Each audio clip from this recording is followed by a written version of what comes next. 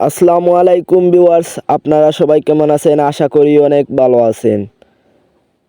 আজকের ভিডিওতে আমি আপনাদের সাথে শেয়ার করব রমজানের profile logo PLP file.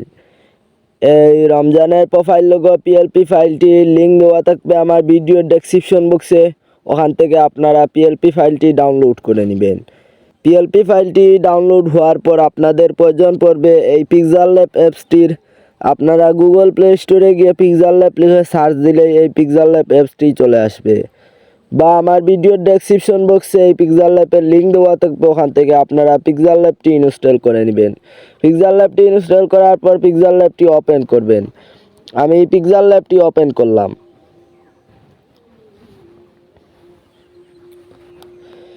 Pixel ল্যাবটি open করার পরে এরকম একটি ইন্টারফেস শো হবে। তারপর আপনারা এখানে উপরে ডিলিট আইকনে ক্লিক করবেন, তারপর ওকেতে ক্লিক করবেন।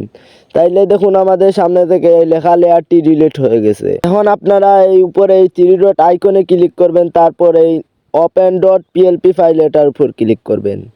তারপর আপনাদের সামনে এরকমভাবে আসবে। তারপর আপনারা এই উপরে পিএলপি লেখা আছে, এই পিএলপির উপর ক্লিক করবেন। তারপর দেখুন পিএলপি ফাইলটি ডাউনলোড হওয়ার পর এখানে এরকমভাবে থাকবে। এখন আপনারা শুধু এই পিএলপি ফাইলের উপর ক্লিক করবেন। তারপর এই পাশে আছে ওপেন অ্যান্ড এড, এটার উপর ক্লিক করবেন। তারপর ওকেতে ক্লিক করবেন। তারপর এখন আপনারা ব্যাক আসবেন। তাইলে দেখুন আমার পিএলপি ফাইলটি ওপেন হয়ে গেছে। এরকমভাবে আপনাদের সামনে পিএলপি ফাইলটি ওপেন হবে। তারপর আমরা এই থ্রি ডট আইকনের নিচে এই যে আইকন আছে, এই আইকনের উপর ক্লিক করব। এই আইকনের উপর ক্লিক করার পর আমি দেখতে পারবো এই পিএলপি ফাইলটিতে আমি কি কি ব্যবহার করেছি। এখন আপনাদের প্রয়োজন পড়বে প্রথমত এই পিকচারটি চেঞ্জ করার, তারপর এখান থেকে এই নামটি চেঞ্জ করার। এখন আপনারা কি করবেন, এই পিকচারটি ডিলিট করে দিলাম। তারপর এখান থেকে আমি আবার উপরে আসার পর এই আইকনে ক্লিক করব। এই আইকনে ক্লিক করার পর এইগুলা সরে যাবে। এখন আমাদের সামনে থেকে এইগুলা সরে গেছে। এখন আমরা পিকচার কিভাবে এড করব, আমি এই প্লাস আইকনে ক্লিক করব, তারপর ফ্রম গ্যালারি আমার গ্যালারিতে নিয়ে যাবে। এখন আমি আমার গ্যালারি থেকে যে কোনো একটি পিকচার ধরিয়ে দিব। যেমন আমি একটি ছেলেদের একটি পিকচার নিলাম, আমি এই পিকচারের উপর ক্লিক করলাম। এই পিকচারের উপর ক্লিক করার পর আমাদের সামনে এরকমভাবে পিকচারটি আসবে। তারপর আমি এই গোল রাউন্ডের উপর ক্লিক করলাম, তারপর আমি টিক মার্ক করে দিলাম। তারপর আমি এই পিকচারটি এভাবে ধরে আমার এটার সাইজ মতো আমি এইটা করে নিব। এতটুকু করা শেষ হওয়ার পর আপনারা আবার এই থ্রি ডট আইকনের নিচে আইকনে ক্লিক করবেন। তারপর এই পিকচারে চাপ দিয়ে ধরবেন, ধরে এই পিকচারটি সবার নিচে নিয়ে যাবেন।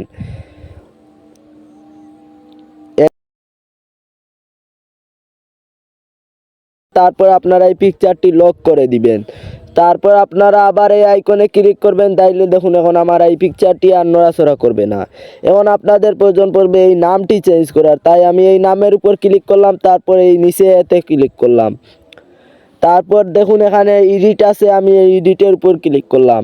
তারপর এখন আমি এই নামটি মুছে দিব, দিয়ে আমি যে কোনো একটি নাম দিলাম। যেমন আমি দিলাম টিএস।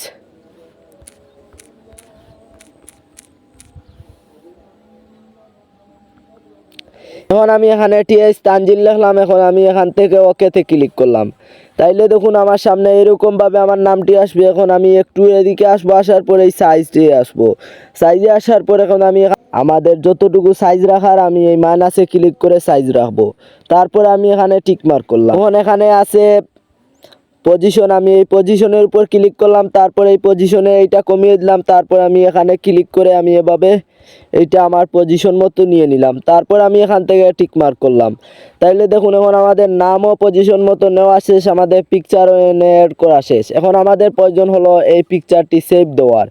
তার আগে আমরা দেখে নেই এই নামটিতে এই কয়েকটা অক্ষর এক কালার পড়ে গেছে। এখন আমি এই কয়েকটাতে কয়েক রকম কালার দিব, তাই আমি এই নিচে এই কালারের উপর ক্লিক করলাম। তারপর আমি এখানে সবার নিচে গেলাম।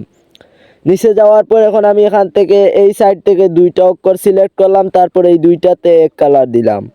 তারপর এখান থেকে এই দুইটা আমি সিলেক্ট করলাম। তারপর এই দুইটাতে আমি এক কালার দিলাম। তাইলে দেখুন এখানে কয়েকটা কালার হয়ে গেছে। এখন আমি এখানে টিক মার্ক করলাম। তাইলে এতটুকু আমাদের শেষ হওয়ার পর আমরা এখানে উপরে এই সেভ আইকন আছে, আমি এই সেভ আইকনে ক্লিক করলাম। তারপরে এই নিচে আছে সেভ এজ ইমেজ, আমি এটার উপর ক্লিক করলাম। এখন এখানে আছে ডিফল্ট, আমি এই ডিফল্টটা চেঞ্জ করে এখানে আমি দিব আলটা। তাই আমি এই পাশে এই আইকনে ক্লিক করলাম, তারপর এখান থেকে আলটা দিয়ে দিলাম। তারপর এখন আমি এখান থেকে সেভ টু গ্যালারিতে ক্লিক করলাম। তাইলে এখনই আমার পিকচারটি সেভ হয়ে যাবে। তাইলে দেখুন এখনই আমাদের পিকচারটি সেভ হয়ে গেল। তাহলে আজকের ভিডিওটি ছিল এতটুকু, দেখা হবে আর একটি নতুন ভিডিওতে। ভালো থাকবেন সবাই। আর হ্যাঁ, আপনি যদি আমার চ্যানেলে নতুন হয়ে থাকেন তাহলে সাবস্ক্রাইব করে পাশে থাকা বেল আইকনটি বাজিয়ে রাখুন, যাতে আমার চ্যানেল থেকে এরকম আরও নতুন নতুন ভিডিও আপডেট সবার আগে পেতে। ভালো থাকবেন সবাই।